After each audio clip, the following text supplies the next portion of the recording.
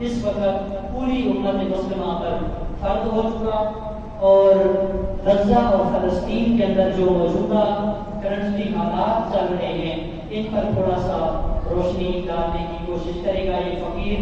اللہ کی بارگاہ میں دعا ہے اللہ تعالیٰ حق اور سچ بولنا نصیب فرمائے، حق سچ بول کر، سن کر اور اس پر عمل کر کے اپنی دنیا اور آخرت بہتر کرنے کی توفیق نصیب فرمائے۔ بالخصوص ہمارے غزہ، فلسطینی اور دیگر جہاں جہاں مسلم امت پر ظلم اور بربریت کے پہاڑ اور ستم ڈھائے جا رہے ہیں، اللہ ان سب کو آزادی کی نعمت سے سرفراز فرمائے۔ وما توفیقی الا باللہ علیہ توکلت و الیہ انیب۔ قرآن مجید فرقان حمید کی ایک آیت کریمہ مقدسہ میں نے تلاوت کی ہے، جس میں اللہ عالم اپنے پیارے نبی کو حکم دے رہا ہے۔ وہ حکم کیا ہے؟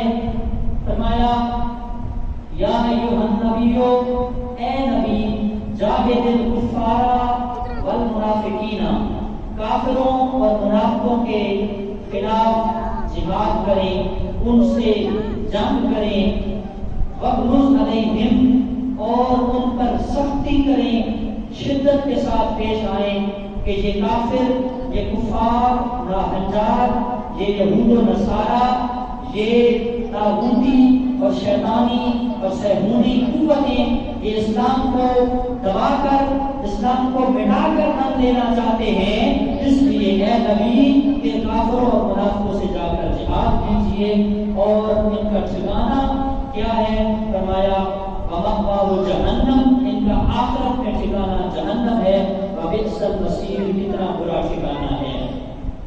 قرآن مجید فرقان حمید کے اندر جہاد فی سبیل اللہ، یعنی اللہ کی راہ میں جہاد لڑنا، اللہ کی راہ میں دشمنوں کے ساتھ مقابلہ آرائی کرنا، یہ قرآنی حکم ہے، یہ حضور کے احادیث کا ہمیں حکم ہے، اور اسلام ہمیں اس بات کا خوگر بناتا ہے کہ جب تک اسلام امن پسند رکھتا ہو، جب تک اسلام کو تلوار کی ضرورت نہ ہو تو اس وقت آپ تلوار نہ اٹھائیں، لیکن جب معاملہ پیار سے حل نہ ہوتا ہو تو پھر تلوار اٹھا کے میدان جنگ میں آؤ۔ جب میدان جنگ میں آؤ گے اللہ اپنی نصرت، اللہ اپنی مدد بھی نازل کرے گا، اسلام کو قوت و غلبہ کی عطا فرما دے گا۔ آج دیکھیں ہمارے حالات، ہمارے مسلم امہ کے حالات ہمارے سامنے ہیں، اور کس بے دردی کے ساتھ، کس ظلم کے ساتھ ہمارے غزہ فلسطینی بھائیوں کو صفحہ ہستی سے مٹایا جا رہا ہے، ان کا نام و نشان ہستی سے مٹانے کی ناپاک عزائم اور کوششیں کی جا رہی ہیں، جس میں ہمارے لیے بہت سی چیزیں ہیں جو ہم اپنے طور پر کوشش کر کے قدم اٹھا سکتے ہیں، لیکن اس وقت عالمی طاقتیں، ایٹمی طاقتیں، قوتیں اور انسانیت کے علمبردار اور ہیومنزم، وہ جو انسانیت کا درد رکھنے والی تنظیمیں اور فاؤنڈیشن ہیں، وہ خاموش تماشائی بنے ہوئے ہیں، وہ تماشا دیکھ رہے ہیں، اور کوئی خاطر خواہ قدم نہیں اٹھا رہا۔ قدم اٹھانا تو دور کی بات ہے، آج ان کے حق میں کوئی بیان دینے تک تیار نہیں ہے۔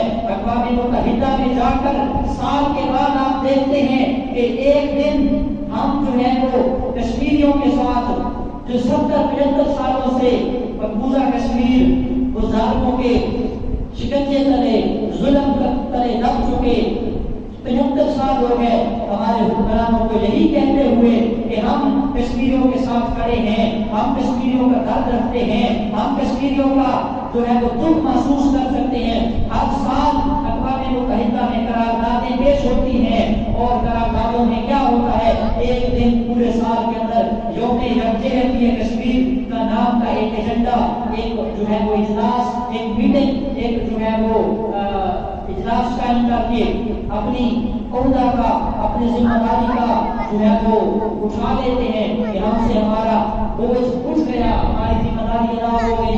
پھر ایسے کشمیر آزاد ہوگا، ایسے کشمیر کی بچیاں، ہمارے آپ پڑھے تاریخ اتنے عرصہ ہو گیا کشمیر کے اندر نوجوان بچیوں کی عزتوں کے ساتھ کھیلا جاتا ہے، نوجوانوں کے گلوں کو کاٹا جاتا ہے، غریبوں کو کھانا پانی اور خوراک ادویات یہ سارا کچھ بند کیا جاتا ہے اور ان پر کرفیو نافذ کیا جاتا ہے، ان کا کھانا پانی راشن بند ہو چکا، ان کی دوائیاں دینے کو کوئی تیار نہیں، ان کو ظالموں کے ہتھکندوں سے چھڑانے کے لیے کوئی تیار نہیں۔ سال کے بعد ایک بار جا کر اپنی قرارداد پیش کرتے ہیں اور کہہ دیتے ہیں ہم کھڑے ہیں ساتھ۔ کھڑے ہونے کا کی فائدہ جدوں ساری دنیا تماشا دیکھ رہی ہے اور مقبوضہ کشمیر کی نوجوان بچیوں کی عزتوں کو کار کیا جاتا ہے، معصوم بچوں کے گلوں کو کاٹا جاتا ہے، نوجوانوں کے جوانیوں کو بے دردی کے ساتھ شہید کیا جاتا ہے، بزرگوں کی داڑھیوں کا حیا نہیں کیا جاتا، معصوم بلکتے ہوئے بچوں کو ماؤں کے چھاتیوں سے الگ کر کے دیواروں سے پٹک کے مارا جاتا ہے، اور ہمارے اقوام متحدہ میں 56 اسلامی ممالک جا کر صرف اتنا کہہ دیتے ہیں کہ ہم ان کے ساتھ کھڑے ہیں، ہم کشمیر کے شانہ بشانہ کھڑے ہیں۔ واٹے کھڑے ہونے کا کی فائدہ جدوں 75 سالہ تاریخ پڑھ کے دیکھیں، آپ کے کھڑے ہونے کا کوئی فائدہ نہیں۔ آپ اٹھیں، کشمیر کیسے آزاد ہوگا؟ کشمیر ایسے آزاد ہوگا کہ جناب حضرت صلاح الدین ایوبی رحمۃ اللہ علیہ کی تاریخ پڑھیں، حضرت نور الدین زنگی کی تاریخ پڑھیں، انہوں نے کیا کیا تھا۔ حضرت خواجہ سلطان ایوبی رحمۃ اللہ علیہ آپ کا زمانہ تھا اور آخری وقت تھا، آپ کے زمانے کے اندر جب قافلہ شام سے مصر کی طرف مسلمانوں کا جا رہا تھا تو اس وقت جو جرنیل تھا مصر کا جرنیل جس کا نام تھا برنس، اس برنس نے کہا تھا مسلمانوں کے کافروں پر ظلم کرتے ہوئے کہا تھا این محمدکم ادعوہ ینصرکم، صرف اتنا جملہ کہا تھا این محمدکم، اے مسلمانوں تمہارا محمد کدھر ہے، تمہارا مسلمانوں کا نبی محمد کہاں ہے؟ اگر تمہارے محمد کی کوئی شان باقی ہے، کوئی اگر ان کا مقام ہے، اگر وہ تمہاری کوئی مدد کر سکتے ہیں تو بلاؤ اس کو۔ حضور کی شان میں یہ بیعدبی والا ایک جملہ بولا، اس وقت کا جو بادشاہ کا مسلمانوں کا سپہ سالار اور لیڈر تھا حضرت سلطان صلاح الدین ایوبی رحمۃ اللہ علیہ، آپ کو بتایا کرو تو آپ نے جب یہ سنا کہ اس ناپاک اس مصر کے جرنیل اس بدماش نے میرے نبی کی شان میں صرف اتنا جملہ بولا این محمدکم، تمہارا محمد کہاں ہے، ادعوہ ینصرکم، اس نبی کو بلاؤ وہ تمہاری مدد کو آئے، یہ جملہ برداشت نہ ہوا۔ آپ اس وقت بستر پہ تھے، مریض تھے، بیمار تھے، طبیعت کا ساز تھی، اس وقت اللہ سے دعا مانگی اے اللہ مجھے شفا دے دے۔ آپ نے دعا مانگی لیقتلن برنس صاحب ترک بیدہ، اے اللہ مجھے شفا دے، میں سارے خزانے تیرے گھر میں لٹا دوں گا، مجھے اتنی شفا دے میں اپنے ہاتھ سے اس برنس کا سر کان سے جدا کرنا چاہتا ہوں۔ اتنا جملہ حضور کی بیعدبی، حضور کی شان میں گستاخی کا ان مومنوں سے برداشت نہ ہوا۔ آج دیکھیں آپ کے سامنے حرمین کے سفیر، وہ کتے و خنزیر جو نبی کی شانوں میں گستاخیاں کرتے ہیں اور نبی کی شان میں ہزاروں کی تعداد میں انہوں نے انٹرنیٹ یوز کر کے خاکے بنائے، فلمیں بنائی، اور آج ہمارا نوجوان کہتا ہے کہ ہم بڑے ترقی پذیر ہو گئے، ہم بڑا ٹیکنالوجی کا علم رکھتے ہیں، ہم بڑی ٹیکنالوجی کا علم رکھتے ہیں، ہمارے پاس ڈگریاں ہیں، ہم ٹیکنالوجی کو یوز کرنا جانتے ہیں۔ ارے واٹی ٹیکنالوجی میں جیسے پیشاب کرنا، جس ٹیکنالوجی نے نبی کی شان کو نہ بچایا، جس نے نبی کی شان میں ہونے والے گستاخوں کا منہ بند نہ کروایا، ایسی ٹیکنالوجی کو ہم آگ لگائیں گے۔ ارے اس برنس کا یہ جملہ سلطان صلاح الدین ایوبی کے دل پہ لگا، اللہ سے دعا مانگی اللہ مجھے شفا دے، میں سارے خزانے تیری رب میں لٹا دوں گا۔ اللہ نے شفا دی۔ حضرت سلطان صلاح الدین ایوبی موت کے منہ میں جائے ہوئے بستر حرارت پہ، بستر مرض پر تھے، اللہ نے شفا دی، اٹھے اور ہاتھ میں تلوار لی اور تلوار لے کر اس برنس مصر کے جرنیل کا کے سر کن سے جدا کر دیا اور کہا اے برنس، اے گندی زبان استعمال کرنے والے، تو نے میرے نبی کی شان میں بیعدبی کا ایک جملہ بولا، تو ایک جملہ نہیں ایک حرف بولنا، تیرے جیسے جرنیل لاکھوں نہیں کروڑوں آئے، حضرت سلطان صلاح الدین جیسی مائیں جنم دیتی رہیں گی ایسے بچوں کو، اور وہ آ کر نبی کے علاقوں کا ساکن سے جدا کرتے جائیں گے۔ نعرہ تکبیر، نعرہ رسالت، نعرہ حیدری، نعرہ غوثیہ، تاجدار ختم زندہ نبوت، باد تاجدار ختم نبوت۔ دیکھو تاریخ پڑھو نوجوانوں اپنی، ہمارے بزرگوں نے کیا کیا کارنامے سر انجام دیے۔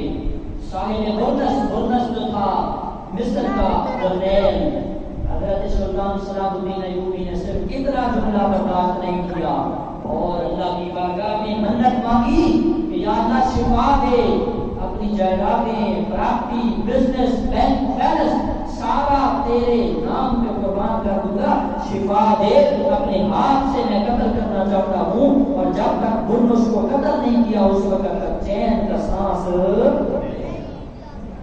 ہمارے تو تعلقات خراب ہوتے ہیں، ہماری تو حکومتیں ڈرتی ہیں، ہمارے تو یہ بل پاس کرنے سے ڈرتے ہیں، حالانکہ پاکستان اس لیے نہیں بنا تھا۔ ایوان بالا کی پیشانی پہ واضح الفاظ لکھے ہوئے ہیں، لا الہ الا اللہ محمد رسول اللہ۔ ہاں جی یہ واضح لکھا ہوا ہے، لیکن اس ایوان میں بھی میرے نبی کی شان میں وہ بل، وہ ختم نبوت پر ڈاکے، وہ ناموس مصطفیٰ پر، ناموس رسالت پر اگر ظالموں نے کچھ کوششیں کی تو وہاں کوئی خاطر خواہ بل پیش نہ ہوا۔ آپ کی اسمبلیاں، آپ کے ایوان، آپ کی توہین عدالت، توہین حکومت، یہ سارا کچھ اس پر بل موجود ہے۔ لیکن افسوس بڑا ہوتا ہے کہ جدید نوجوان جو ٹیکنالوجی کا نالج رکھتے ہیں، ان کی ٹیکنالوجی کا ہم کیا کریں گے؟ جب میرے نبی کی شان میں فراز نے خاکے بنائے اور حضور کی بیعتیاں کی اور نیٹ کا یوز کر کے، ٹیکنالوجی کا یوز کر کے ہر مسلمان، ہر عاشق نبی، ہر عاشق رسول کے دل کو چھلنی کیا، اور امت تماشا دیکھتی رہی۔ امت کا کوئی نوجوان ایسا نہ نکلا جس نے کوئی ایسی چیز ایجاد کی ہو، کوئی ایپ کریٹ کیا ہو جس کے ذریعے گستاخانِ مصطفیٰ کا منہ بند کیا جائے اور ان کے منہ پر زوردار تماچا مارا جائے۔ میرے آقا صلی اللہ علیہ وسلم کے غلاموں، حضرت سلطان صلاح الدین ایوبی رحمۃ اللہ تعالی نے ناموس مصطفیٰ پہ، عزت مصطفیٰ پہ پہرا دیا، ساری زندگی حج نہیں کیا۔ ہاں جی اسی نے 2 4 10 عمرے کر لیے، جیسے فخر کو کہنے آسی فخر کہ ہم نے عمرے کر لیے، ہم نے 10 حج کر لیے، ہم نے 20 عمرے کر لیے۔ عمریاں کا فائدہ کوئی نہیں جب تک مصطفیٰ کی ناموس پہ پہرا نہیں دو گے، اپنا تن من دھن مصطفیٰ کی عزت پہ قربان نہیں کرو گے، اس وقت تمہارا نام سفید سے مٹا کر رکھ دیا جائے گا۔ حضرت سلطان صلاح الدین ایوبی نے ساری زندگی حج نہیں کیا، مرتے وقت رو رو کر اللہ کی بارگاہ میں عرض کی، مالک کوئی تلوار ایسی بنا دے، کوئی تیر ایسا بنا دے جو سلطان صلاح الدین ایوبی کے سینے میں قبض ہو اور تیری راہ میں جہاد کرتا ہوا چلا جائے۔ لیکن آپ کو سلطان صلاح الدین ایوبی کو مرد کی عالم میں اللہ نے اپنے پاس بلایا، اور دوسری خواہش یہ تھی، یا اللہ میں نے ساری زندگی تیرا گھر خانہ کعبہ نہیں دیکھا، شہر مصطفیٰ مدینہ منورہ نہیں دیکھا، میں حج پہ نہیں آ سکا، کیوں نہیں آ سکا؟ کہ میں مخلوق خدا کی خدمت کرتا رہا، میں اللہ کے بندوں کی اور ملک جو تھا مصر کا، شام کا اور عرب کے جو ممالک تھے ان پر سلطنت جمائے رکھی، اور مسلمانوں کو کھویا ہوا وقار بحال کر کے دیا، مسلمانوں کی جو عزتیں جو نیلام ہو چکی تھی، مسلمانوں کا جو وقار اور مرتبہ دب چکا تھا، اس مرتبے کو دوبارہ کرنے کے لیے، اونچا کرنے کے لیے سلطان صلاح الدین ایوبی نے اپنا دن رات ایک کر دیا اور خانہ کعبہ کا حج کرنے نہ گئے، دن رات اللہ کی مخلوق کی خدمت اور سلطنت اسلامیہ کی حفاظت کے لیے حج نہ کیا۔ اللہ کی بارگاہ میں دعا مانگی، یا اللہ میں تیرا گھر نہ دیکھ سکا، تیرے نبی کا شہر مدینہ، مدینہ الرسول میں نہ آ سکا، تو مہربانی فرما، کرم فرما۔ اللہ نے فرمایا، اے سلطان صلاح الدین ایوبی، تو نے اسلامی سلطنت کی حفاظت کی، تو نے زمین پر عدل و انصاف قائم کیا، تو نے زمین کے اوپر نظام مصطفیٰ کا نفاذ کیا، تیری جزا یہ ہے، تیرا انعام یہ ہے کہ تو میرے گھر جا کے میرا دیدار، میرا خانہ کعبہ نہ دیکھ سکا، میرے گھر کا زیارت اور طواف نہ کر سکا، تم जब बिस्तर पर लेटे रहो, तुम्हारे पास वक्त न था, तुमने मखलूक खुदा की खिदमत में अपनी जिंदगी सर्फ कर दी, तुम रहो अपने बिस्तर पर, हम खाना काबा तेरी आंखों के सामने कर देते हैं, आप तुम्हें अपना खाना काबा बिस्तर पर सोते सोते दिखा देते हैं। हजरत सुल्तान सलाहुद्दीन अय्यूबी रहमतुल्लाह तआला अलैह, आज उनका नाम जिंदा है, उनका मकाम जिंदा है, आज उनका जिक्र मिंबरों मेहराब पे जिंदा क्यों है? उन्होंने नामूस मुस्तफा पे पहरा दिया, उन्होंने सल्तनत इस्लामिया की खैर बनाई, उन्होंने लोगों की खिदमत की है। पर हमारे हुक्मरानों की तो अयाशिया खत्म नहीं होती, हमारे हुक्मरानों तो शराब के कबाब के अड्डे बंद नहीं करवा सके। अभी कुछ अर्सा पहले डॉक्टर अमेश कुमार हिंदू खाए और इसने कहा कि पाकिस्तान के अंदर अक़लियतों का नाम लिया जाता है और अक़लियतों का नाम लेकर शराबें और लाइसेंस बनाए जाते हैं शराब के। तो डॉक्टर रमेश कुमार हिंदू लड़का, उसने कहा कि बिल पास होना चाहिए कि जब कुरान ने कह दिया इन्नमल खम्रु वल मैसिरु कि शराब और जुआ हराम है, इस पर पाबंदी होनी चाहिए। कुरानी पाबंदी है, कानूनी पाबंदी लगाओ। तो हमारे एक साहिब उठे, नाम नहीं लूंगा, उसने कहा नहीं जी, हर किसी को आजादी हासिल है, पाबंदी नहीं होनी चाहिए। अरे हमारी हैरत ईमानी इतनी बढ़ चुकी कि एक हिंदू डॉक्टर रमेश कुमार पाकिस्तान के ऊपर शराब की पाबंदी का बिल पास करने की कोशिश करता है और हमारे मुस्लिम नाम के मुसलमान हुक्मरान कहते हैं कि नहीं जी पाबंदी नहीं होनी चाहिए, बिजनेस है, करोड़ों अरबों का बिजनेस है, बिजनेस का खजाना होगा, बिजनेस को लॉस होगा, प्रॉफिट आती है इससे, तो शराब बंद नहीं होनी चाहिए। झूठे लाइसेंस बनते रहे तो बनते रहे, क्योंकि अगर ये बंद हो गए, लाइसेंस बनाना बंद कर दिए तो हमारे शराब के अड्डे बंद हो जाएंगे, हमारा बिजनेस कारोबार ठप होकर रह जाएगा। अरे तुमसे तो वो हिंदू वो गैर मुस्लिम भी अच्छे हैं जिन्होंने पाकिस्तान के अंदर कुरान का निफाज, अल्लाह का फरमान, रसूलुल्लाह का कुरान और रब के महबूब की हदीसों का अमल करवाना चाहा, लेकिन हमारे मुस्लिम हुक्मरान, बड़े अफसोस की बात है उन्होंने इन बातों को तवज्जो न दी, फोकस न दिया। मेरे नबी सल्लल्लाहु अलैहि वसल्लम के गुलामों, आज उम्मत मुस्लिमा किस हाल का शिकार है, कितना दर्द रखते हैं हम सीनों के अंदर, लेकिन हमारे पास तो इख्तियार नहीं है। जिनके पास कंट्रोलिंग अथॉरिटी है, जो इख्तियार रखते हैं, जिनके पास अल्लाह ने कुव्वत ताकत दी है, हजरत नूरुद्दीन जंगी रहमतुल्लाह अलैह, पढ़ो ना जरा तारीख, आपको पता चले अल्लाह रब्बुल इज्जत ने आपको सल्तनत दी, आपको हुक्मरान बनाया और फिर कैसे आपने जो है वो लोगों का और मखलूक खुदा का सल्तनत इस्लामिया की हिफाजत फरमाई। हजरत नूरुद्दीन जंगी रहमतुल्लाह तआला अलैह के बारे में हजरत अल्लामा मोहम्मद इकबाल कलंदर लाहौरी, डॉक्टर प्रोफेसर शायर मशरक फरमाते हैं, निकल कर सहरा से जिसने रूमा की सल्तनत को उलझ डाला, सुना है ये कुर्सियों में ये शेर फिर से होशियार होगा। हजरत डॉक्टर मोहम्मद इकबाल हमें ये बताते हैं कि आपका और मेरा रिश्ता ला इलाहा इल्लल्लाह का है और दस्तूर रियासत हमारा मोहम्मद रसूलुल्लाह होगा। ए मोमिन, ए इंसान, ए कलमा गो मुसलमान, तू कहाँ फिर रहा है? कभी है मुस्लिम, ये भी अल्लाह इकबाल का शेर है, कभी है मुस्लिम तदब्बुर भी किया तुमने, वो क्या गुरु था जिसका तू है टूटा हुआ तारा। हम तो तारे थे, हम तो आसमान पे रहने वाले मखलूक थे, लेकिन हम जमीन के नीचे चले गए। हमारा किरदार देखें, हमारी गुफ्तार देखें, हमारी सीरत देखें, हमारे आबा व अजदाद कैसे होते थे। हम मसलकन अहनाफ में हजरत सैयदना इमाम आजम इमाम अबू हनीफा नुमान बिन साबित के पैरोकार हैं, हम उनके मुकल्लिद हैं, हम उनकी तकलीद करते हैं। हम हनफी हैं मसलकन, मुसलमान होने के बाद हमारा टाइटल, हमारी पहचान, आइडेंटिटी हम अहनाफ हनफी कहलवाते हैं। हजरत इमाम आजम अबू हनीफा नुमान बिन साबित का एक शागिर्द है इमाम अबू यूसुफ और एक शागिर्द है इमाम मोहम्मद। इमाम अबू यूसुफ आपके दाएं तरफ बैठा करते थे इमाम आजम अबू हनीफा के, जो मसनद तदरीस थी, इल्म की मसनद थी। इमाम यूसुफ दाएं तरफ, इमाम मोहम्मद बाएं तरफ, तो ये छोटे इमाम थे इमाम मोहम्मद, शागिर्द थे हजरत इमाम मोहम्मद, इतने खूबसूरत थे, अल्लाह ने इतना जवानी के अंदर नूर दिया था, इतना चेहरे के अंदर जवाब था, इतना दाढ़ी के अंदर कमाल था। हजरत इमाम मोहम्मद इमाम आज़म अबू हनीफा का स्टूडेंट, ये तालिब इल्म, ये शागिर्द इमाम मोहम्मद रहमतुल्लाह अलैह, फिक्र लिखने वाला, फिक्र का दर्स हासिल करने वाला, इतना हुस्न जमाल था, इतना नूर था, इतना चेहरे के अंदर कमाल था, इतनी गुफ्तार थी, इतना किरदार था। जिस गली से गुजरते थे उस गली में जाकर कोई हिंदू आ जाता, कोई गैर मुस्लिम आ जाता, कोई काफिर आ जाता, इमाम मोहम्मद के चेहरे की ज़ियारत करता, उसकी जुबान पे बेसाख्ता बगैर इरादे के कलमा तैयबा ला इलाहा इल्लल्लाह मुहम्मद रसूलुल्लाह जारी हो जाता था।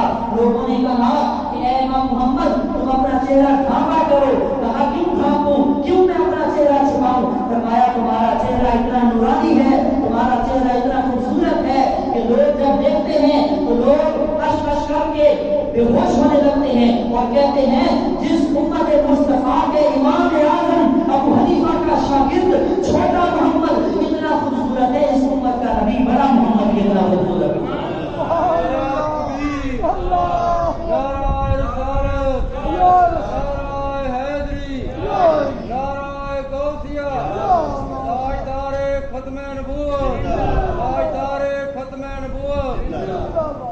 हमारी नौजवान नस्ल तो टिकटॉक से आगे नहीं जा रही, इस फेसबुक से आगे नहीं निकल रही, ट्विटर चला रही है, फेसबुक चला रही है, यूट्यूब चला रही है, टिकटॉक चला रही है।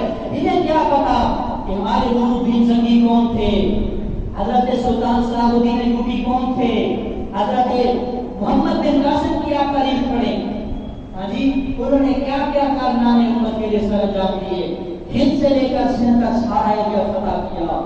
और राजा ताहिर के सामने आए ना, राजा ताहिर के सामने आगे से हजारों का लश्कर और मुसलमानों के पास मोहम्मद बिन कासिम के पास सिर्फ चंद लोग थे।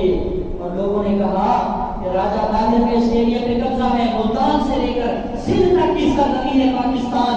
हजरत मोहम्मद बिन कासिम को बताया गया कि ये अपना निजाम, ये सरदाराना निजाम कायम करना चाहता है। हजरत मोहम्मद बिन कासिम ने कहा अरे इसको पता नहीं है इसका रास्ता किससे पड़ने वाला है, उसको जाके बता दो तेरे सामने कोई आग नहीं आ रहे, मोहम्मद अरबी के गुलाम आ रहे हैं। मोहम्मद अरबी के गुलाम जब सीना तान के निकलते हैं, फिर ये ना देखो रब की मदद आके रहेगी, रब की नुसरत आके रहेगी, अल्लाह की कुव्वत और गैब से फरिश्ते आकर रहेंगे और उम्मत मुस्लिमा का खोया को मकार अल्लाह अपने फरिश्तों के जरिए कमाल फरमाता है।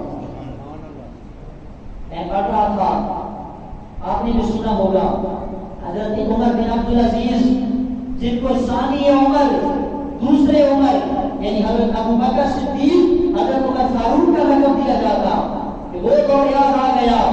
हजरत सैयदना उमर फारूक आज़म फारूक इब्न खत्ताब, उनका दौर याद आ जाया करता लोगों को। हजरत उमर बिन अब्दुल अजीज के जमाने में, उमर बिन अब्दुल अजीज का जमाना था, एक औरत आई जिसके 4 बेटे थे। कितने बेटे? 4 बेटे थे। विरासत का मसला था। हजरत उमर बिन अब्दुल अजीज के पास भाई ने आकर कहा ऐ उमर बिन अब्दुल अजीज, ऐ बादशाह वक्त, फतवा दी, मेरे 5 बेटे हैं, उन 5 बेटों में विरासत कैसे तकसीम होगी? हजरत उमर बिन अब्दुल अजीज ने पेज के ऊपर कलम से नाम लिखना शुरू किए। माँ ने नाम बताया, लिख दिया, दूसरा, तीसरा, चौथा, 4 नाम बताए, 5वां नाम बताया, 5वां नाम कलम ने लिखने से इनकार कर दिया। हजरत उमर बिन अब्दुल अजीज कागज पर कलम के साथ नाम लिखना चाहते हैं, कलम ऊपर उठ जाता है, फिर नाम लिखना चाहते हैं, कलम ऊपर उठ जाता है। हजरत उमर बिन अब्दुल अजीज को उस माई ने कहा लिखो ना मेरे 5वें बेटे का नाम। उमर बिन अब्दुल अजीज ने कहा है माई तू झूठ बोल रही है, तेरे बेटे 5 नहीं है, तेरे बेटे 4 थे, क्योंकि मैंने जमीन पर निजाम मुस्तफा को इतना फरोग दिया, मेरी कलम ने कभी झूठ नहीं बोला, इसने सच लिखा है। मेरा कलम भी अदल इंसाफ करने वाला है और मेरा कलम भी कभी गैर को तेरी विरासत का हिस्सा नहीं दे सकता। तेरे बेटे 5 नहीं है, तेरे बेटे 4 हैं। माई की आंखों में आंसू आए और कहा वाकई मेरे बेटे 5 नहीं है, मेरे 4 बेटे हैं जो मेरी विरासत के हकदार हैं। आज देखें, आज वो अदालतें जहां पे کہ لوگوں کے درمیان عدل و انصاف کرو. جہاں قرآن کی آیتیں سنہری حروف کے ساتھ لکھی ہوئی ہیں، اعدلوا بالقسط، عدل و انصاف کا فیصلہ کرنا. ان عدالتوں کے اندر ٹیبل کے پیچھے سے رشوت دی جاتی ہے. عام دنوں میں رشوت، عام دنوں میں چائے پانی کہا جاتا ہے، اور رمضان میں رشوت لے کر عیدی کہتے ہیں. کیا عیدی کہہ لینے سے، چائے پانی کہہ لینے سے رشوت حرام ہو جائے گی؟ ہماری عدالتیں دیکھیں، ہمارے تھانے دیکھیں، ہماری کورٹ کچہری دیکھیں، کوئی شعبہ ایسا نہیں ہے جو رشوت سے پاک ہو، کوئی بینک ایسا نہیں ہے جو سود سے پاک ہو، کوئی نظام ایسا نہیں ہے جو نظام مصطفیٰ اور نظام خدا کے مقابلے میں آ کر اللہ رسول کا پیغام لوگوں کو سنائے. امت مسلمہ، تمہیں جاگنا پڑے گا، بیدار ہونا پڑے گا. اور ہمارے حکمرانوں نے عیاشیوں کے اندر زندگی گزاری ہے. ابھی عید گزری ہے، آپ نے دیکھا، میں نے دیکھا، کئی سالوں سے دیکھا، ہمارے حکمرانوں کے کیا دشن ہوتے ہیں. کروڑوں کی گاڑیاں، کروڑوں کے پروٹوکول ہوتے ہیں، اربوں کے ان کے پاس اثاثے موجود ہیں، ایک ایک گھڑی 10-10 کروڑ تک کی پہنتے ہیں. اور یہ اس ملک کے حکمران ہیں جس ملک کے اندر مائیں اپنی اولادوں کے گلے دبا رہی ہیں، خودکشیاں کر رہی ہیں مہنگائی کی وجہ سے. جس ملک کے اندر پینے کا صاف پانی موجود نہیں ہے، جس ملک کے اندر رہنے کو واسیوں کے پاس چھت نہیں ہے، اس ملک کے حکمران اربوں روپے دبانا چاہتے ہیں، دبا چکے ہیں. اس ملک کے اندر انصاف نام کی کوئی چیز نہیں ہے. آؤ اپنے اسلاف کی تاریخ پڑھو. حضرت عمر بن عبدالعزیز رحمۃ اللہ تعالیٰ علیہ، عید کا دن تھا، عیدگاہ میں آئے، نماز پڑھی. وقت کے بادشاہ پرائم منسٹر عمر بن عبدالعزیز اپنے بیٹوں سے گلے ملے، بیٹوں کا لباس دیکھا، لباس پھٹا ہوا ہے. حضرت عمر بن عبدالعزیز نے کہا، بیٹا مجھے پتا ہے کہ آپ کو شرم آ رہی ہے کہ ساری دنیا کے لباس نئے ہیں، اور بادشاہ وقت عمر بن عبدالعزیز اموی خاندان کے بادشاہ کے بیٹوں کا لباس پھٹا پرانا ہے. صاف ستھرا تھا لیکن پھٹا پرانا تھا. عمر بن عبدالعزیز رحمۃ اللہ علیہ نے بیٹوں سے کہا، مجھے لگتا ہے آپ کو شرم آ رہی ہے. بیٹوں کی آنکھوں میں آنسو آئے اور خوشی سے آنسو نکال کر کہا، اے ابو جان، اے بادشاہ سلطنت، اے اسلامی سلطنت کے بادشاہ، اے عمر بن عبدالعزیز بابا جان، ہمیں یہ دکھ کے آنسو نہیں ہے کہ ہمارا لباس پھٹا پرانا ہے، یہ خوشی کے آنسو ہیں کہ جب ہم قبر میں جائیں گے یا دنیا کے کسی گنڈے کے سامنے اگر ہمیں فیس کرنا پڑا تو ہم فخر کے ساتھ کہہ سکتے ہیں کہ ہمارے باپ نے اللہ کی زمین پر نظام خدا کو، نظام مصطفیٰ کو فروغ کیا.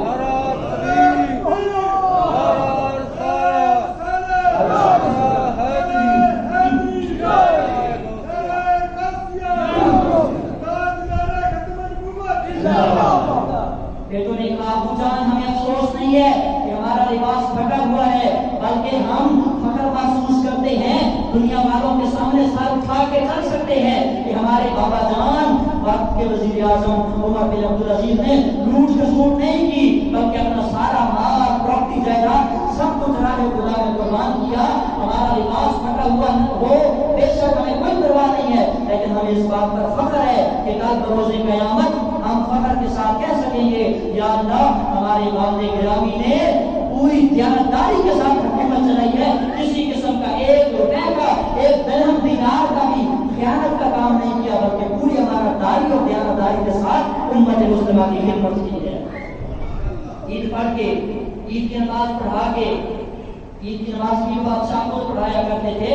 8:30 کو جنازہ پڑھنے نہیں آتا. ایک ایسی صاحب کی بات، اسسٹنٹ کمشنر کی بات کر رہا ہوں، اسسٹنٹ کمشنر 2 ہفتہ پہلے کی بات ہے. ایک جنازے میں شریک ہوئے تو جیب میں سے ٹیشو پیپر یا رومال زمین پہ بچھایا تو ساتھ والے صاحب نے کہا، ارے زمین پر ٹیشو پیپر رومال کیوں رکھا؟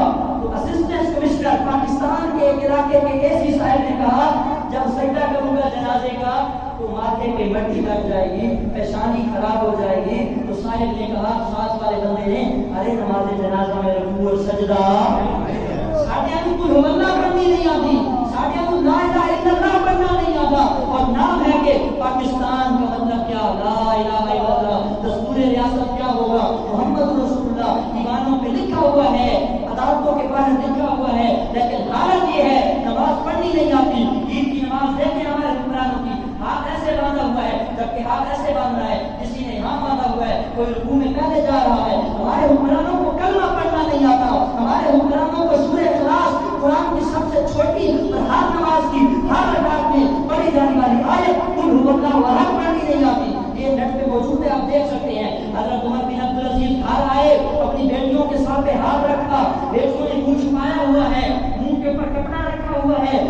بن عبدالعزیز نے پوچھا بیٹا میں آپ کا بابا ہوں منہ کا کپڑا کیوں رکھا ہوا؟ کہا اے ابو جان آج عید کا دن ہے گھر میں پتلے کو سالن نہیں تھا ہم نے کچے پیاز کے ساتھ کھانا کھایا ہمارے منہ سے پیاز کی سمیت آ رہی ہے اس سمیت کو روکنے کے لیے منہ پہ کپڑا رکھا ہے۔ بابا جان کی آنکھوں میں آنسو آئے۔ کہا کس باپ کی یہ خوشی نہیں ہوتی کس باپ کا یہ دل نہیں ہوتا کہ وہ اپنے بیٹوں بیٹیوں کو کھانے کھلائے کپڑے پہنائے۔ بیٹیوں نے کہا ابا جان ہمیں پیاز کھانے پہ کوئی افسوس نہیں ہے ہمیں اس بات کا فخر ہے کہ ہمارے بابا نے اس کائنات خداوندی پر اس دھرتی خدا پر اس زمین خدا پر یا نظام خدا نافذ کیا یا نظام مصطفیٰ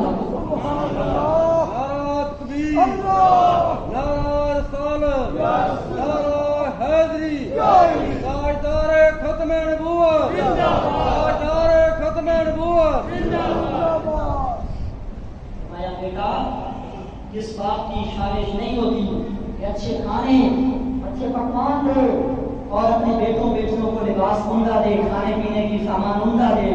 بیٹوں نے کہا بابا ہمیں اس بات پر افسوس نہیں ہے ہمارا سر فخر سے بلند ہے کہ ہمارے بابا وقت کے بادشاہ تھے لیکن انہوں نے 1 روپے کی بھی کرپشن ساڑھے والے میں کی رکھتا ہوں۔ بہرحال حضرت سیدنا عمر بن عبدالعزیز رضی اللہ تعالیٰ عنہ ایسے حکمران جنہوں نے پوری دنیا پہ بتایا کہ حکمرانیاں کیسے کی جاتی ہیں۔ ریاست مدینہ قائم کیا اسٹیٹ آف ریاست مدینہ کیسا کنسپٹ دیا امت مسلمہ کو کیسا سبق دیا لیکن ہمارے نوجوان نسل ہمارے افسرانے والا انہوں نے تاریخ کو پڑھا ہی نہیں ہے انہوں نے تاریخ کو سمجھا ہی نہیں ہے۔ عمر کیا خواب ہوگا؟ حضرت عمر فاروق رضی اللہ تعالیٰ عنہ کا زمانہ تھا بوڑھی مائی ہاتھ میں بوتل پکڑی ہوئی ہے یہ آپ نے روایت مجھ سے بھی کئی بار سنی اور ویسے بھی کئی بار سنا پڑا ہوگا۔ ہاتھ میں تیل کی بوتل پکڑی ہوئی ہے بوڑھا آیا ٹھوکر لگی پاؤں کی زمین پہ آئی تیل کی بوتل گر گئی تیل زمین کے اندر چلا گیا ظاہر ہے لیکوڈ چیز کی زمین نے جذب کر لی جب جذب ہو گئی روتے ہوئے آئی عمر فاروق رضی اللہ تعالیٰ عنہ کی بارگاہ میں اور آ کر کہا اے عمر تمہارا تو انصاف نہیں ہے ایک زمین نے ایک معصوم عورت کا تیل جذب کر دیا۔ حضرت عمر اٹھے ہاتھ میں عصا تھا کوڑا تھا وہ ڈنڈا تھا آئے تو زمین پر مارا اور کہا افیل الارض الم اعدل علیک اے زمین تیل پار کر کیا تیرے اوپر عمر نے عدل انصاف کا کام نہیں لیا عدل انصاف نہیں کیا فوراً اللہ کی قدرت سے وہ جذب شدہ تیل باہر نکلا۔ حضرت عمر نے فرمایا اے بھائی اپنا تیل اپنی بوتل میں ڈال میں نے تمہیں عدل انصاف لے کر دے گا۔ حکمرانیاں ایسے کی جاتی ہیں۔ آج دیکھیں غزہ کے اندر جن کی عیدیں مرغوں تلے گزر گئیں جن کے نمازیں روزے مرغوں تلے گئی اور ان کے پاس کھانے کو کچھ نہیں ان کے پاس پینے کو کچھ نہیں۔ آج امت مسلمہ کے لیڈران اور افسران 56-57 اسلامی ممالک کے وہ لیڈر جو اسلام کا اور قرآن کا نام لیتے ہیں اور خود کو مسلمان کہلواتے ہیں آج ان کے کانوں تک جو نہیں نیند رہی اور ان کو احساس تک نہیں ہے کہ یہ آگ یہ بم یہ ظلم و تشدد اور بربریت کا جو نشانہ غزہ و فلسطین بن چکا ہے کل اگر یہی ظلم و تشدد اسلام آباد پر کیا گیا پاکستان کے کسی ایریے پر کیا گیا پھر کیا انجام ہوگا ہمارا؟ آگے خرگوش سے اٹھنا ہوگا۔ ہمارے اسلاف نے کام کیا ہے آپ نے تلوار پکڑی ہے اسی کی وجہ گلا کرتے ہو مفتی بھائی صاحب اسی بڑی سخت گلا کرتے ہو کام کرا حوالہ رکھو حوالہ کس رکھا ہے کس ڈاک پر زبان پہ لاؤں اتنا سینے کے اندر درد موجود ہے امت مسلمہ کا اتنا پیار موجود ہے سینے کے اندر خدا کی قسم اگر زبان پہ لایا جائے زبانیں جم کر رات ہو جائے امت مسلمہ کا دم رکھنے والے وہ اسلام انسانیت کے نمبردار فاؤنڈیشنیں وہ تنظیمیں وہ ہیومنزم وہ انسانیت کے ٹھیکیدار کہاں ہیں آج کیوں نہیں نظر آتے ہمیں کہاں سو رہے ہیں وہ صرف باتوں سے کشمیر آزاد ہوگا صرف باتوں سے چیچنیا پر ظلم بند ہوگا بوسنیا پر ظلم بند ہوگا صرف باتوں سے غزہ و فلسطین پر بمباری روک دی جائے گی ایسے نہیں ہوگا بلکہ یہ وقت جہاد کا ہے۔ ہمارے تمام مفتیان کرام پاکستان کے جتنے بھی بڑے بڑے نام پر مفتی ہیں مفتی تقی عثمانی صاحب مفتی منیب الرحمان صاحب مفتی مفتی اشرف آصف جیلانی صاحب دیگر سارے لوگوں نے فتویٰ نیٹ پہ اپلوڈ کر دیا ہے. اس وقت میں حیث القوم ایز اے نیشن آپ پر مجھ پر ان پر سب پر ایز اے قوم بحیثیت قوم جہاد پوری امت مسلمہ پر فرض ہو چکا ہے.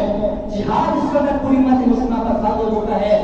آج امریکن طاقتیں یورپین یونین یورپ کنٹریز امریکہ اور اقوام متحدہ جہاد کے لفظ سے کتراتے ہیں, وہ چڑھتے ہیں. انہیں پتا ہے کہ یہ دو بازو ہیں, ان بازو کے اندر قوت توحید موجود ہے, ان بازو کے اندر مصطفیٰ کا پیغام موجود ہے. علامہ اقبال نے یہی کہا تھا کہ بازو تیرا توحید کی قوت سے کمی ہے, بازو تیرا توحید کی قوت سے کمی ہے, اسلام تیرا دیش ہے, تو مستقبی ہے. اے مومن اپنا مقام پہچان. اقوام متحدہ میں جا کے وائٹ ہاؤس میں جا کر دو لفظ بیان دے کر ایسے نہیں غزہ فلسطین آزاد ہوگا, بیت المقدس ایسے آزاد نہیں ہوگا.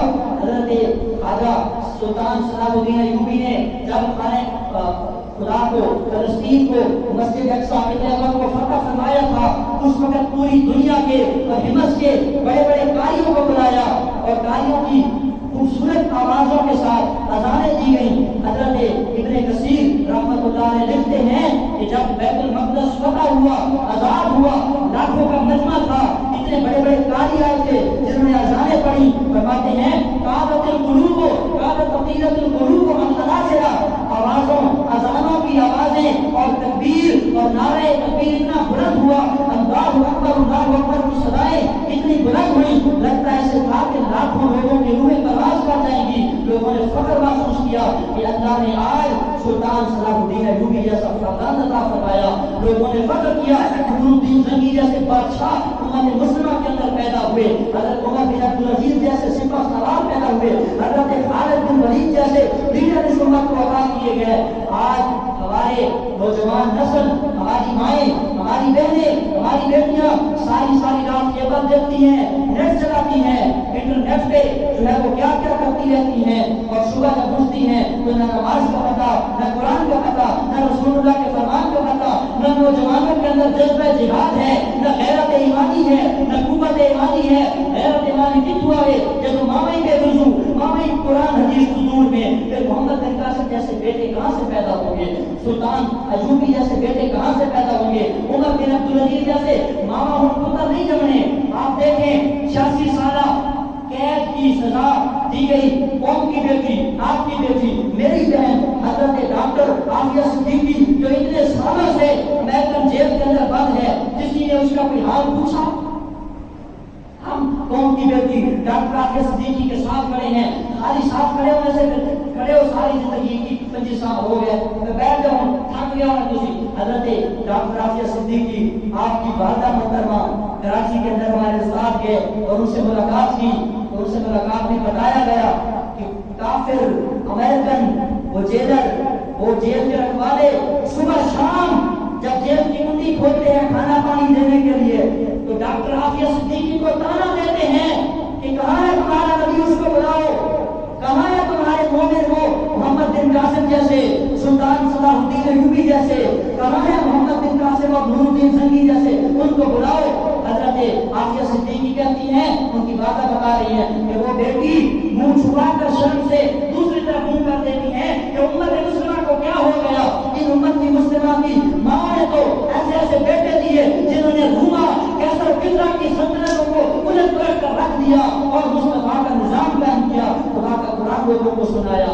آج وہ کہاں ہے؟ عافیہ صدیقی کہتی ہیں صبح شام مجھے یہ گلا, یہ تانا, یہ شکوہ سننے کو ملتا ہے کہ کہاں ہے تمہارے لیڈر, کہاں ہے تمہارے نام لیوا مسلمان, کہاں ہے تمہارے وہ بادشاہ جنہوں نے سلطنت اسلامیہ قائم کر کے دنیا میں اپنا سکہ جمایا, نظام خدا اور مصطفیٰ قائم کیا. وہ شرم کے مارے منہ پیچھے کر دیتی ہیں. عافیہ صدیقی کو امریکہ والوں نے کہا ہے عافیہ تیری رہائی ایک صورت میں ممکن ہے, تیری رہائی کی جا سکتی ہے کہ یہ قرآن پڑھا ہے, اس قرآن کے اوپر پاؤں رکھ کے چلی جا, کنڈی کھول کے چلی جا, رہائی دے دیں گے. عافیہ صدیقی کا جواب سنہری حروف کے ساتھ لکھے جانے کے قابل ہے. عافیہ صدیقی کی ماں نے ہمارے استادوں کو بتایا, پروفیسر صاحب کو, کہ اے عافیہ صدیقی کو یہ کہنے والا کہ تو قرآن کے اوپر پاؤں رکھ, قرآن کی بےادبی کر, قرآن کے اوپر چل کر نکل کر باہر چلی جا, آزادی دیں گے. عافیہ نے کہا عافیہ صدیقی کے جسم میں ایک جان ہے,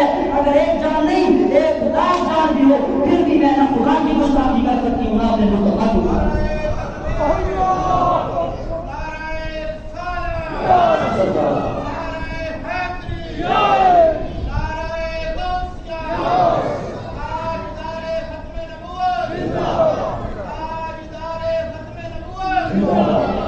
कौन की बेटी आफिया सिद्दीकी ने कहा, मेरे जिस्म के अंदर एक रूह है, मेरे जिस्म के अंदर एक जान है, अगर लाखों जानें भी हों, आफिया सिद्दीकी अपने नबी के नाम पे, अपने खुदा और मुस्तफा के नाम पे कुर्बान करने को तैयार है। मैं सारी जिंदगी यहाँ गुजार दूंगी, जेल के अंदर सड़ कर कट कर भर जाऊंगी, कभी कुरान की बेअदबी नहीं होने दूंगी। आज देखें आयरलैंड के अंदर, फ्रांस के अंदर, दीगर मुल्कों के अंदर कुरान को जलाया जाता है और उम्मत मुस्लिमा तमाशाई बन के हम देख रही है। कोई कदम उठाने को तैयार नहीं, कोई जुबान खोलने को तैयार नहीं। अगर जुबानें खोली जाए तो मस्जिदों से उलमा को निकाल दिया जाता है कि मौलवी सियासत का नाम लेकर मजहब के अंदर सियासत को दाखिल करना चाहते हैं, मौलवी ये करते हैं वो करते हैं। बातें करना आसान है लेकिन काम करना बहुत मुश्किल है। इस मैदान के अंदर आना मुश्किल है।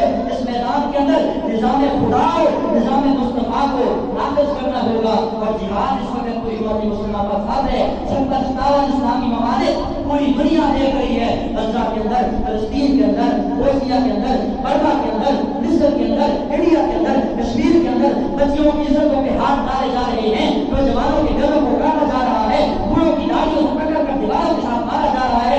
बच्चा अपनी माँ के पेट में होता है, अपनी बर्थ सर्टिफिकेट नहीं बनी, बच्चे की डेथ सर्टिफिकेट उसको पहले देनी पड़ती है। कितने बच्चे मार दिए गए। क्या पाकिस्तान इसलिए बना था कि अय्याश लोग अपनी अय्याशियां करें, करप्ट लोग अपनी करप्शन जारी रखें, शराब शराब के अड्डे बनाए रखें? क्या पाकिस्तान इसलिए बना था? मुसलमानों ने इसलिए कुर्बानियां दी थी। कितनी औरतों ने उस वक्त अपनी इज्जत बचाने के लिए कुओं में छलांगे लगाई थी। 10 लाख लोगों ने कुर्बानी दी है। हमारे बुजुर्गों ने पाकिस्तान को इसलिए बनाया था कि पाकिस्तान का मतलब क्या? बोलो बोलो बोलो जी, पाकिस्तान का मतलब क्या? दस्तूरे रियासत क्या होगा?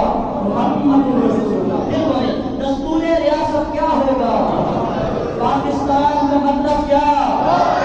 तेरा मेरा रिश्ता क्या? तेरा मेरा रिश्ता क्या? दस्तूरे रियासत क्या होगा? मैं कह रहा है जिहाद उसी का लफ्ज़ है।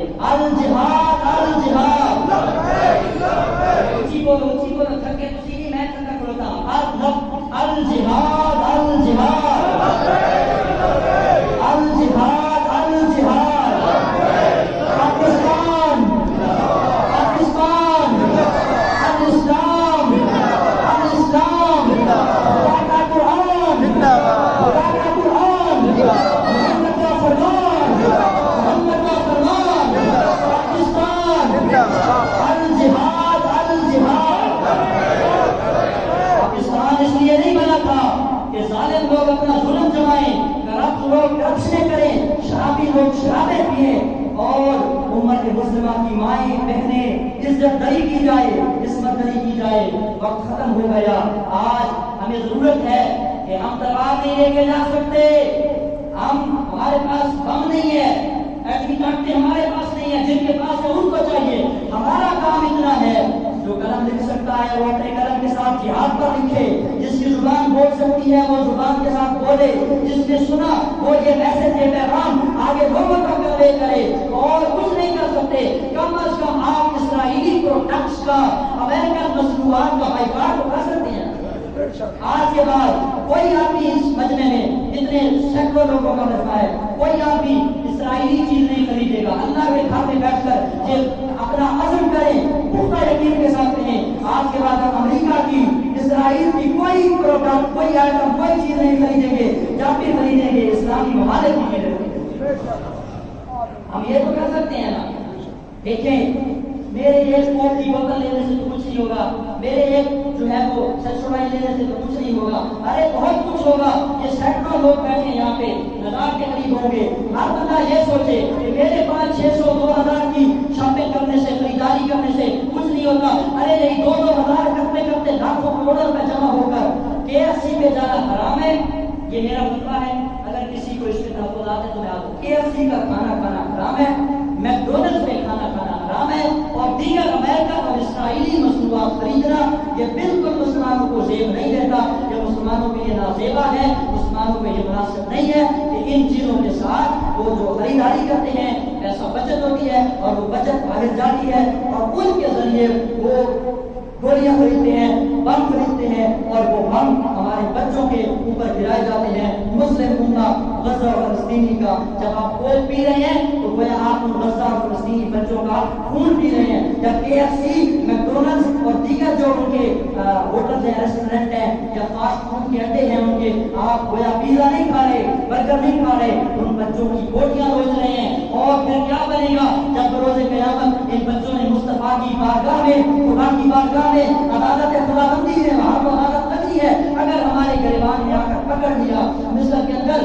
شام کے اندر، لیبیا کے اندر بچیوں نے دیواروں پہ لکھ کر دے گئے کہ ہم تو جا رہے ہیں اور قریب تم بھی ہمارے پیچھے آؤ گے، کیا اس امت کے اندر دوبارہ عمر فاروق نہیں آئے گا؟ کیا اس امت کے اندر دوبارہ سلطان ایوبی نہیں آئے گا؟ کیا اس امت کے اندر تمہارا مائیں عمر بن عبدالعزیز جیسا بیٹا لال پیدا نہیں کرے گی؟ یہ دیواروں پہ لکھ کے گئے ہیں۔ ابھی جو گزشتہ حالیہ دنوں، عید کے دنوں میں کام ہوا اور لاشیں آسمانوں تک اڑائی گئی، غباروں کی طرح لاشوں کو اڑایا گیا، اور مسلم کہتے ہیں کہ وہ جی جب کوفہ کا میدان، کربلا کا میدان لگا تھا، حضرت امام علی مقام امام حسین نواسہ مصطفیٰ علی المرتضیٰ کا بیٹا میدان میں آیا تو کوفی لوگ تماشا دیکھتے رہے، یہ کیسے ممکن ہے، یہ کیسے ممکن ہو سکتا ہے کہ ایک مومن کرما کو نبی کی آنکھ کے گلے کستے رہے اور تماشا دیکھتے رہے؟ تو لکھنے والے نے لکھا ایسے ہی جیسے آج پوری امت مسلمہ ان کے گلے کاٹ رہے ہیں اور تماشا دیکھ۔ ہمارا کردار تو کوفیوں والا ہے، ہمارا نام حسینیوں والا ہے، لیکن ہمارا کام حسینیوں والا نہیں ہے۔ ہمارا کردار کچھ اور کرتا ہے، ہمارے کردار کے اندر یزیدیت کی بو تو نہیں آ رہی۔ خدا وقت بہت ادھر ہو گیا، میرا اجازت آپ 25 منٹ میں ختم کروں گا۔ اللہ تعالیٰ سے دعا کرتے ہیں اللہ تعالیٰ امت مسلمہ کے حکمرانوں کو جذبہ جہاد نصیب فرمائے، اللہ تعالیٰ غزہ فلسطین کو آزادی نصیب فرمائے، اللہ تعالیٰ آپ کو توفیق دے کہ آپ میں سے کوئی بندہ ایک پیسے، ایک روپے کا بھی اسرائیلی پروڈکٹس اور امریکن مصنوعات نہ خریدیں، اور امت مسلمہ کے لیے ابھی آنسو بہانے کا اور دعائیں مانگنے کا وقت بھی ہے، لیکن اصل میں جہاد کے اندر تلوار جو ہے ایٹم بم چلانے کا وقت ہے۔ اللہ تعالیٰ میرے سنت کی